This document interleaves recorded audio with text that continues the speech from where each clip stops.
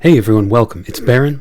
Well, at long last, after a year of waiting, we've gotten the announcement and patch notes for Path of Exile 3.26, the Secrets of the Atlas expansion, which also contains the Mercenaries of Trothis League. It is a single release that includes both a Challenge League and a separate endgame expansion that will be immediately launched to both the Challenge League and Standard League, and it will stay past the end of the Trothis Challenge League. There is a ton of exciting stuff here, and I want to talk about all of it. But I think in the interest of keeping this video down to a manageable size, I'm going to focus specifically on the balance changes made to character ascendancies, the subclass passive skills you take to really define and power up your build. So unfortunately, that means I will be leaving out a ton of exciting information about the Atlas expansion, the crazy crafting, the Challenge League, the NPC mercenary hires, the quality of life stuff, settlers going core, a lot of other stuff. But I will link the full patch notes in the description, and if anybody's curious, if there's interest, I can release separate videos detailing any of those other individual topics. But for now, I wanted to focus on the changes that were made to Ascendancy classes, both because I have a personal vested interest in this, with my League starter plans resting on what these changes are, and also because I suspect these are going to be among the most impactful balance changes affecting the entire meta. All right. Nerfs to Lightning Strike, Ephemeral Edge, Hex Blast, Ice Nova, those are all up there too, granted. But also, such sweeping changes to the Ascendancy notable skills are bound to have an enormous impact on the metagame of patch 3.26. Plus, like I said, I selfishly want to talk about how they'll impact my Arc Ignite Elementalist. So let us dive in and talk about each of these changed Ascendancy classes, comparing them with where they were before. I'm going to go through, you can see on screen in the order that Grinding Gear Games listed in their patch notes. So for the Marauder, we're going to talk about the Berserker Ascendancy. For Duelist, we'll talk about Champion. For Templar, we're going to talk about Guardian and Hierophant. For Shadow, we're going to do Saboteur and Trickster. And then closing out for the Witch, we will talk about the Elementalist Ascendancy. Starting with the Marauder Ascendancy of Berserker. If you are unfamiliar, the Ascendancy has had a few different identities over the years, but it's always had the general theme of in-your-face damage over defense. With the defining trait, in my humble opinion, being this guy right here, Aspect of Carnage. Let me zoom in on this as much as I can. So this grants you one of the biggest more multipliers in the game at 40%. Very nice, very sizable, while countering it with a downside of 10% increased damage taken to you, your character, which is not negligible. So before these patch notes hit, the Ascendancy had a theme of crit, attack speed, rage, war cries, and just generic damage. Let's see how that's changing. So first up, over here on the patch notes, they are saying that the Defy Pain passive skill is being changed. So we're still going to get Defiance, but what the Defiance unique buff does will be changing. So you gain this resource called Defiance whenever you take life damage from an enemy hit. Gaining Defiance has a short cooldown, 0.3 seconds, and the new effect is one that both Path of Exile 1 and 2 players should be familiar with, because you've seen it before on the appropriately named Defiance of Destiny amulet. And the effect is giving you a percentage of your missing life pool. It is instantly regained the moment before you take a hit. In this case, you gain more of your life pool before taking a hit, depending on how much Defiance you have, up to a maximum of 10. Or, in other words, how many hits have you taken recently? So it'll basically, the way it'll work in practice is it'll kind of come in waves with this Defy Pain node, causing you to regain more and more life before each hit. But if you take too many in too short an amount of time, you lose the Defiance and start back over from zero and have to start building it up again. So like I said, kind of peaks and valleys if you're taking a lot of damage all at once. Near its peak, you will be recovering up to 30% of your missing life before being hit. And as far as we know, this should stack additively with the Defiance of Destiny amulet that has the same effect. And keep in mind, just for how this is going to work in practice, this is typically going to be done in the context of your character having a hefty amount of life leech per second. So if you can offset some of the damage or pre-cover it, like we're doing here, even to a modest degree, then that's going to be the equivalent of just deleting that damage from existence. It's just not gonna exist for you, especially when taken with the next Berserker change, which is that the Blitz Ascendancy passive skill has been replaced with a new notable Gore Dancer, which grants 30% of your life leech is instant. It is going to be gated behind Aspect of Carnage here, but that doesn't matter too much since almost every Berserker build is going to take Aspect of Carnage anyways. It's just that strong. But the two things to know about this change are, number one, people are understandably upset about the loss of the Blitz Ascendancy node and its attack speed, but on the other hand, 30% of life leech being instant is a ridiculous amount of instant life leech. This is a potent defensive layer against anything except one-shots. Yes, it is a purely defensive node, which kind of feels weird for a Berserker, but if you can get used to that, I think it is at least worth considering. And then the last change for the Berserker is that Flawless Savagery here, which previously just gave generic physical damage and some bonuses to critical strike stuff, it's been replaced with a totally new notable Ancestral Fury. This has been lifted from the Legacy of Frisia event, and it causes your strike skills to also target the previous location that they were used. So in Frisia, this was not a particularly popular or well-used Ascendancy node. It worked wonkily, and wonky in a way that wasn't really described on the node. So you actually had to move a certain distance before the thing could trigger on a previous location. Standing in one location would not cause your hits to effectively trigger twice, and it felt clunky. So this is what I've heard from people who played with it. So if they could fix some of that wonkiness, clunkiness, this might be popular, but in the meantime, I'd say that's probably not gonna be too strong. They would need to fix the mechanics of that. But let's move on.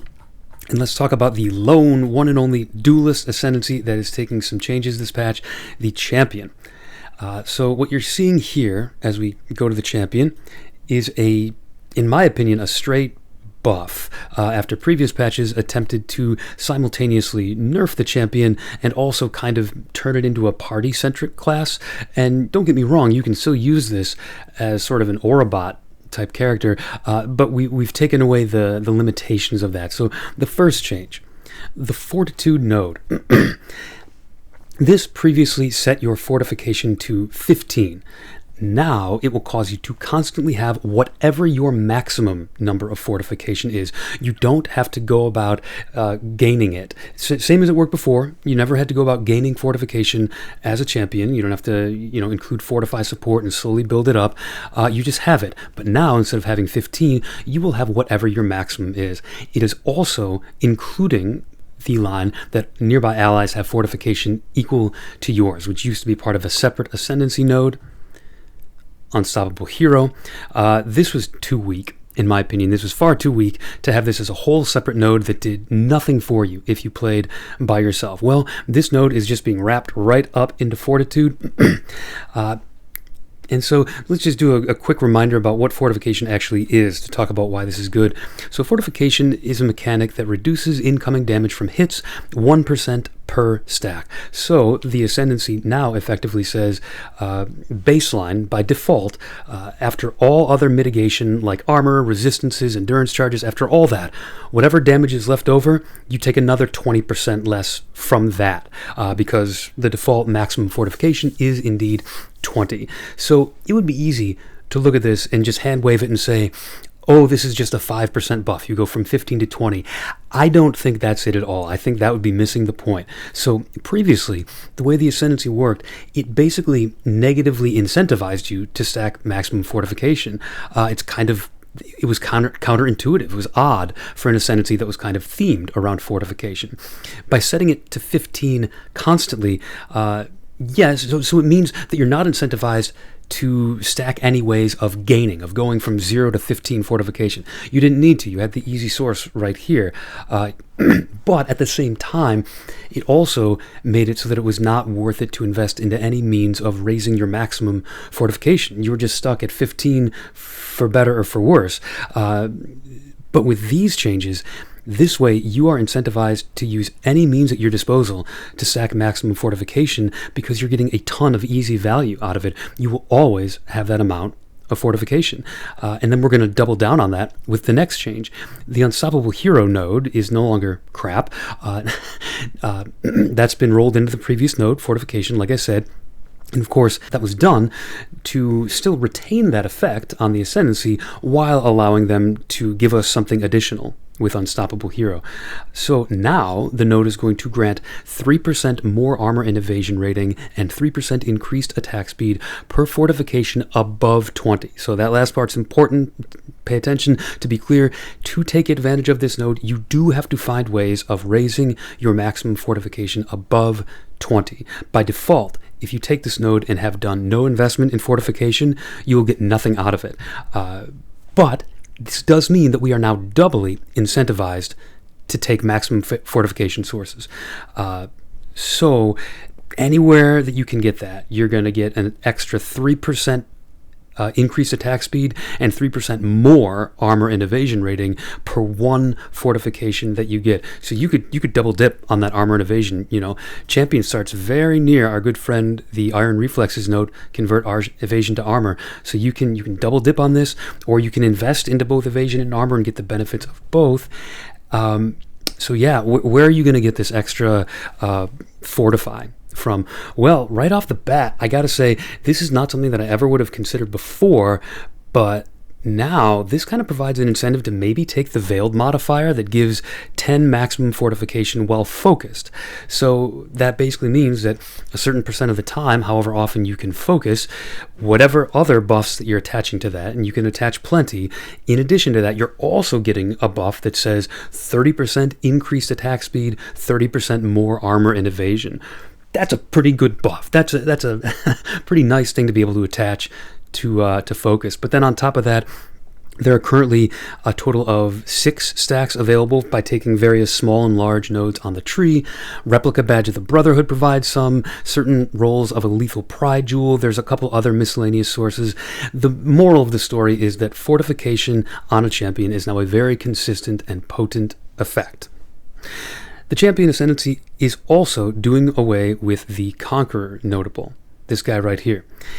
The Conqueror Notable's main effect was to taunt enemies on hit with the side effect of taking 10% reduced damage if you've taunted an enemy recently. Now, the reduced damage effect, that's being eliminated altogether. That's going away. And the taunt on hit is being relocated to Worthy Foe, which reads, enemies taunted by you take 20% increased damage, and enemies taunted by you cannot evade attacks. We're going to note this theme is happening several times across these Ascendancy changes, is that a previously weak node is maybe losing a little bit of its effect, but then getting wrapped into another one, which is a big efficiency boost. So yes, the reduced damage portion is being eliminated altogether, but it is giving them the opportunity to add a new node. In place of the Conqueror node, they're going to add a new one that comes after Inspirational, so you need to take Inspirational in order to get there, and it is called Worthy Cause. So as you may recall, Inspirational is focused on aura effect and banners. Banners, of course, are a subtype of aura that you have to place on the ground after gaining a certain amount of valor, but they gain all the bonuses from non-curse aura effect just like anything else. So the new node is going to lean into that banner thing. So it's going to expand on the banner theme, giving them 50% increased duration when placed, and most importantly, allowing you to gain valor while your banner is placed. This is a powerful effect that was previously only available on the unique body armor Perfidy, and so that's a big opportunity cost. You don't necessarily want to give up your body armor. Well, now you can get that effect on a passive node, and what this does is it makes it pretty trivial to go infinite on banner effects if you want to. So remember that the Bannerman notable on the tree, just a normal notable that anybody could take, that allows banner buffs to linger once you've exited the radius of a placed banner. So if you didn't mind the extra button press for the banner, this is something that you could use constantly and consistently whenever you needed it. So that is it on Champion. And next up, let us scroll down a little bit, and we're going to talk Templar. There are 2 nodes changed for the Guardian, and 1 node changed for the Hierophant. So, in a way, with this change, the Guardian sort of like took or stole an effect from the Hierophant. The Hierophant's Sanctuary of Thought node will lose its 25% increased mana reservation efficiency, and then the Unwavering Faith node, up for Guardian, will gain a whopping 50% of the stat, and not just the mana version. It is getting an all-purpose reservation efficiency stat, which means if you are reserving life as well, you're also getting a massive bonus from the new version of Unwavering Faith. Now, this comes at the cost that we are losing all of the current effect of Unwavering Faith. So the increased life, energy shield, and mana recovery rate that you would have gotten before, you don't get that, but instead you get a huge amount of mana reservation efficiency. This, off the top of my head, I don't know exactly what we're gonna play around with this, but it just opens up so many possibilities.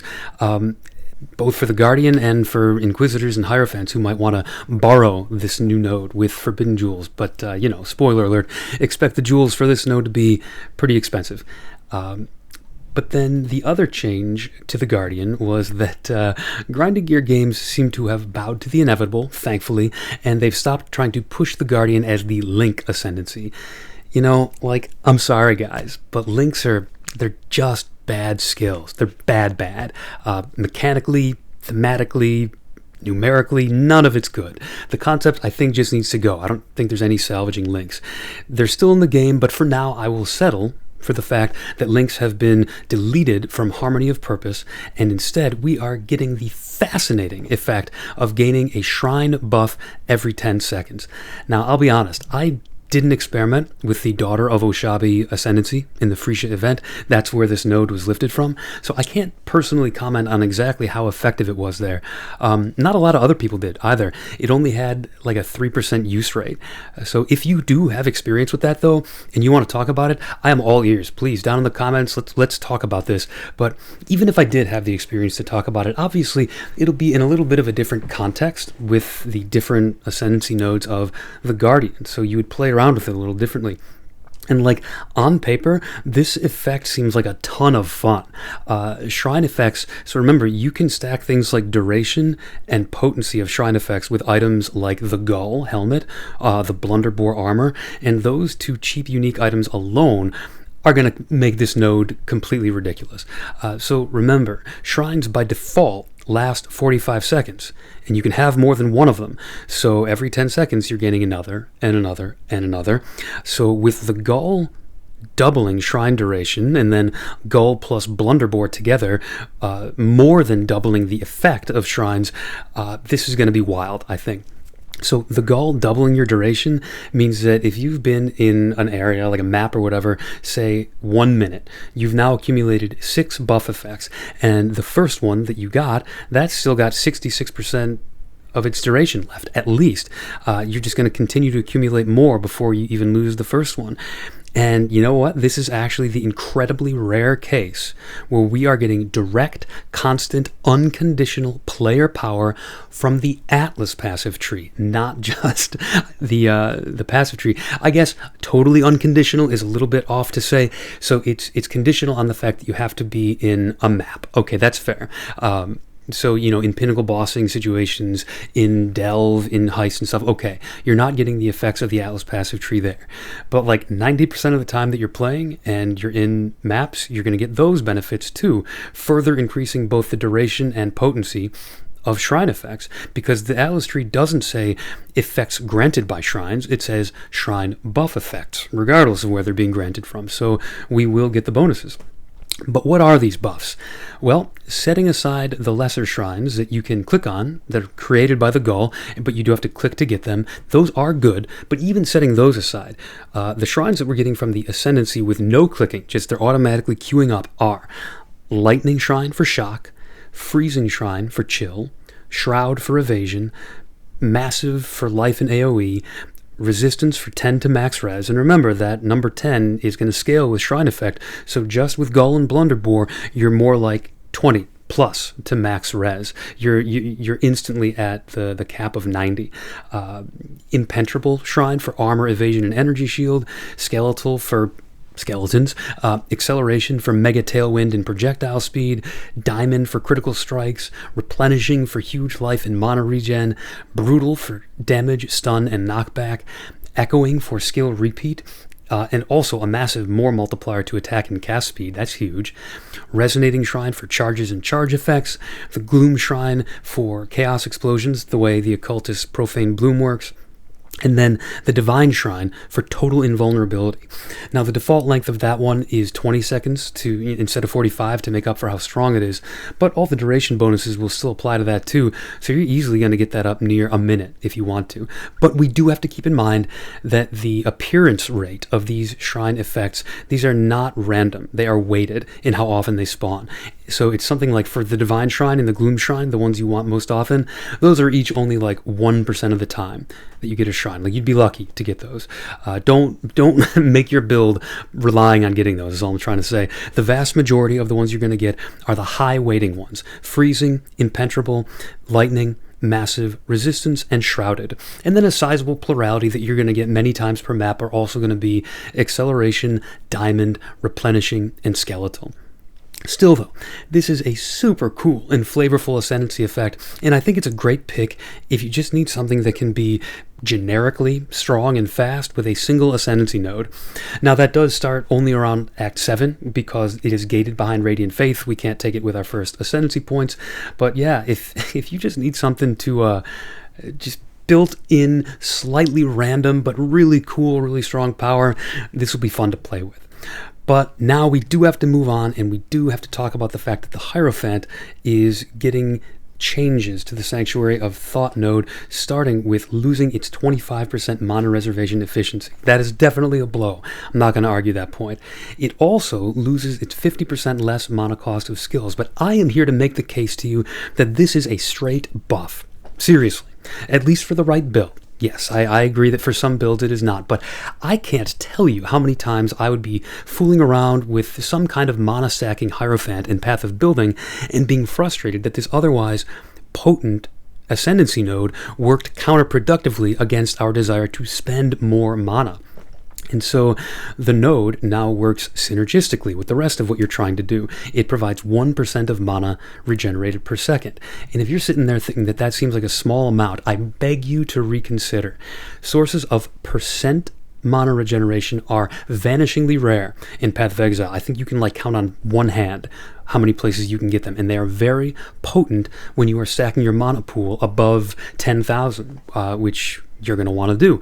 These sources of small percents of mana regen, remember, these are going to be scaled by all sources of mana regeneration rate, which is a different stat than flat mana regeneration. It's much more available than percent regeneration, so you can multiply those percents by a lot. The base mana regeneration for all classes is 1.8%. And then where can you get sources of more percent? Not flat, not adding 100 or 200, but adding a percent, so it scales with your maximum mana. Well, you can get Hierophant up here, Ritual of Awakening. You can get 5%, or pardon me, 0.5, crucial distinction, 0.5% per summoned totem. So you've already got some of this built into the Hierophant tree. If you wanted to go the totem route, you'd be getting even more from Sanctuary of Thought. Then you've got the Rot-resistant cluster, notable, gives 0.3% and can be stacked multiple times. Cloak of Defiance is a body armor that gives 1%, and then you can theoretically get 1% as an Elementalist, but that's not going to be pertinent for what we're talking about here. But I think that's it. The Hierophant Ascendancy, Rot-resistant, and Cloak of Defiance. Let me know if you're aware of more, but as far as I know, that is all. So I know that this feels like a Hierophant nerf, but I honestly think this is important and powerful for the right build. If you're obviously taking Mind over Matter or the Agnostic Keystone. Now, you're probably less likely to take the Agnostic Keystone since it does negate the nice energy shield boost you're getting from Sanctuary of Thought, but on the other hand, if you can get up to just 4 to 5% regen per second, and then 400 to 500% regeneration rate, and Ice Nova builds are doing that all the time, boom, you just fully offset any loss of mana from the agnostic. It's offset, it's gone. So you just have the thousands of life regeneration that the agnostic is giving you, or you could just do the more popular thing and go straight for mind over matter. All mana taken, not all, 40% of damage taken from mana before life. So with the new Sanctuary of Thought, Cloak of Defiance, and even just one copy of the Rot Resistant node, even though it stacks, even if you just take one, that's it. You've got a couple thousand life regen, right, with that. So again, I don't know exactly what's going to be good with this. It'll probably be more focused on mind over matter builds, I'm sure, but I just like that it's an interesting tool in the toolbox. I can see this functioning with all sorts of different builds. So that is the Templar. Let's head over and talk about the shadow changes. So I'll scroll down a little bit more in the patch notes, and we'll come over here to the shadow section of the tree. So, Saboteur, we are getting the returning projectile effect as an Ascendancy node. This is being lifted directly from the Blind Prophet in Frisia, and it is similar to the effect of the Nimbus Ring, though only at 50% of the effect. Still, this was widely used by Blind Prophet, so I don't think that's going to ruin it for us. And again, this is just an interesting tool to add to the toolbox. It's going to work differently than it did in Blind Prophet, because just like I said with the Shrines in Guardian, the context is different. The Ascendancy nodes surrounding it are different, so you have to work with it differently. So what is it going to function with? I don't know. I can think of like Icicle Mine, maybe, something with cast on crit. There's just fun stuff to play with, and that's one of my favorite things in Path of Exile. We are also replacing the Explosives Expert node with something new. Now, this one makes me a little sad because this one was the cornerstone of my old Pyroclast Mine build, but even I have to admit that this old version of the node, it was pretty generic. So they're going to replace it with a node called Calculated Risk, and this says that damage with hits is unlucky, but critical strike chance is lucky. Not that critical damage bonus is lucky or your critical multiplier's bunny is lucky, but just that your chance to critically strike is lucky. And this is lifted directly from the Gambler Ascendancy in Frisia. Now we've got to talk about the fact that this was a spectacularly unpopular node in Frisia. It was used by only 10% of gamblers, and gamblers themselves only represented 0.5% of the builds to begin with. So terribly unpopular node. But if we wanted to mess around with it, I think the play would be something like Maralene's Fallacy and some modest investment into critical strike chance. So like get yourself up to effective 80% plus crit chance with the lucky, and then just spend the rest of your opportunity cost on a bunch of crit multi. And then maybe just stick with a type of damage that has a comparatively small roll range, like cold. Like you would never use lightning with this, right? Which has a really high roll range. You're constantly going to be getting terrible damage. Cold has a much tighter roll range to kind of try to mitigate the downside of that unlucky hit damage, or to fully mitigate it. Maybe a cute possibility during the Trothan League now is to give your mercenary a Perkle's Toe amulet. So that amulet says that allies' damage, aka your damage, since presumably the mercenary and you will be allies, your allies' damage is lucky. And when you have sources of both lucky and unlucky, they offset and it makes damage roll normally. So you're just getting the lucky crit. Other ways of offsetting lucky would be the Fulcrum Staff with Self-Shock, or having a perfect Spirit of Fortune as a Spectre, and that provides the same effect as Perkle's Toe. Also, if we happen to, this is speculation, but some of the effects from runes that you used to put on weapons in Settlers League, some of those are being transitioned to these new kind of mastery rune tattoo things. So if the particular rune effect of having chaos damage be lucky, if that gets replicated as one of these kind of rune tattoos, that would be another path. You could go into a chaos skill and get all damage lucky with that. Anyways, so the last change to Saboteur is Bomb Specialist. It's taking the 20% chance to 30% on both of its main effects. It's just a straight numerical buff. This is another one that's been a pretty spectacularly unpopular node so far in its existence, so we're going to have to see if this modest numerical boost is enough to make it worthwhile. I kind of doubt it, but we'll see. And then the other Shadow Ascendancy to change is Trickster.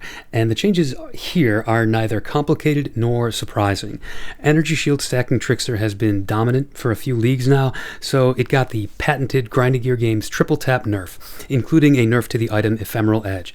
But for Trickster itself, the Polymath node has been dropped from 3% more damage per mastery down to 2% per mastery. And then Escape Artist will be granting less evasion in Energy Shield than it did before. Like I said, nothing fancy here, just some kind of numerical nerfs to an overperforming class. Having run myself the Ephemeral Edge Trickster build to pretty much completion, about as good as you could get that build a couple leagues back, I fully agree. I gotta tell you, this warranted a nerf for a bit of a meta shakeup. That build was very, very strong. But now, finally, we get to the fun one. They saved the best for last, or at least in my super biased opinion. In my very biased eyes, this is very exciting because, see, as some of you may know, my plan has been to run my Arc Ignite Elementalist build guide as a league starter this league, so that people can kind of play along with me and see how I'm making decisions and making upgrades to the build. I am pleased to report that with these changes to the Elementalist, that plan is full steam ahead. No brakes on this train. So I'm going to go slightly out of order reading these changes to Elementalist, so that I'm going to cover the changes first that are probably not pertinent to my particular build, and then I'm going to close out the video with the changes that are pertinent to my build. So first, lifted directly from the Freesia Ascendancy of Herald, we've got Bringer of Ruin. This basically just enables a Herald 6-link playstyle. You can have Herald be your main damage dealer by increasing both the mana reservation efficiency and buff effect of Heralds by a whopping 66%, so that's really strong. Meanwhile, Elemancer. So the effects of Elemancer of giving an extra golem and making golems immune to elemental damage, those have been baked now right into Liege of the Primordial. Elemancer here, into Liege of the Primordial here. This is an enormous concentration of power in a single node. This is a huge efficiency boost for golem builds. You can take this as your first Ascendancy in Act 3 or 4 and just get a ridiculous power boost immediately. You're getting a single node with +2 golems, golem elemental immunity, golem resummon automatic, and 100% increased effect of golem buffs with a single node. That is wild. And if you're worried about losing the golem buff effect from Elemancer, don't worry too much about it. Golem skills have been buffed across the board to compensate for this. So in my estimation, my prediction, golem builds are going to be eating good if they want to be. But now, let's close out with the changes to the 3 Shaper Ascendancies, all of which will be impacting my Arc Ignite build. Storms, Flames, and Winter. So as an overall theme, all of these are losing their bonus for using the appropriate element to deal the majority of damage. You know, Cold with Chill, Fire with Flames, etc. So Shaper of Flames, in compensation for that, they're each gaining something powerful, something potent. So Shaper of Flames is gaining the ability to convert 40% of enemy damage from physical to fire. Winter will cause chilled enemies to deal less damage and take increased damage based on chill effect, and Shaper of Storms is gaining an extra 10% to the minimum shock value that it was applying. And this is a particularly potent buff against endgame pinnacle bosses who can be notoriously difficult to shock effectively under normal circumstances. So, taken as a whole, these changes kind of make Elementalist a true tri-elemental class who can specialize in any of the 3 elements and not feel like they're wasting any efficiency by taking these ailment shaping nodes. And this is really exciting for me. So I understand fully, let me put this out there, I understand that many people's first reactions to the Shaper of Flames change may be sky is falling because we are losing the 25% more damage with ignites, for which fire is the highest type of damage. And that is a blow, but let me go through the reasons with you why I think this is a net buff for the build.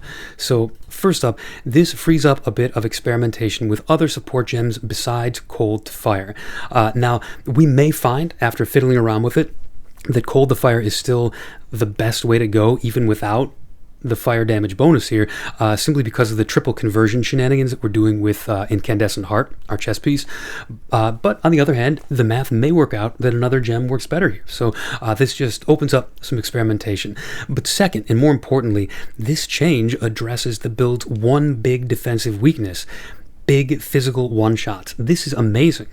We are already stacking 90% maximum elemental resistance, and then the remaining 10% that you're taking, we're converting 25% of that to chaos damage, aka deleting it, because we're a chaos inoculation build, and then we reduce it by another 12% thanks to the endurance charges that we're taking.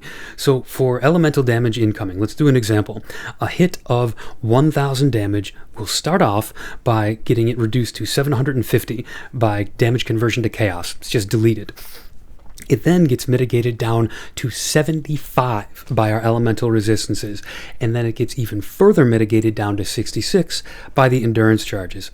The effective damage we take from elemental damage is therefore around only 7% of the initial hit.